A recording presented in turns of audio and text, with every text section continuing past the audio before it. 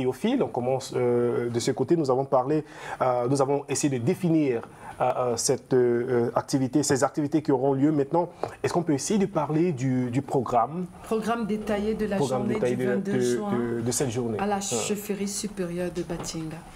Donc, les autorités traditionnelles, Majesté, les pères, n'est-ce pas, de nos villages ont prévu quelques articulations. La cérémonie commencera par une concertation entre les autorités traditionnelles du Cameroun et l'ONG Wokotomadi, qui est une organisation qui fait dans l'humanitaire et qui souhaite participer, n'est-ce pas, à cet effort de conciliation pour la paix au Cameroun. Donc il y aura une petite concertation, du moins c'est une importante concertation, parce que tout ce qui concerne les majestés a toujours un sens intime pour trouver des solutions aux problèmes que nous rencontrons. Et par la suite, on va dérouler un certain nombre d'activités qui seront articulées par des intermèdes, donc des rituels pour appeler la paix au Cameroun.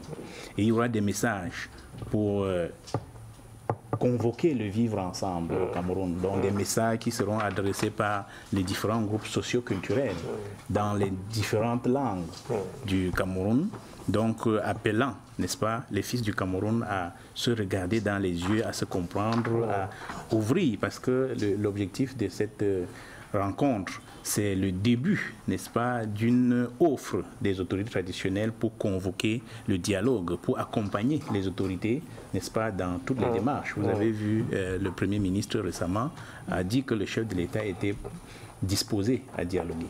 Et ce qui place les autorités traditionnelles dans cette situation, c'est que le Cameroun, les chefs traditionnels n'ont jamais été aussi proches du pouvoir au Cameroun. Vous voyez, le chef de l'État, vous connaissez son titre, le Nomngi, est très proche des autorités traditionnelles. Le Premier ministre est un chef traditionnel. Si vous avez bien regardé, au cours de la tournée du Premier ministre, on a beaucoup plus vu un chef traditionnel dans sa tenue traditionnelle qu'un ministre.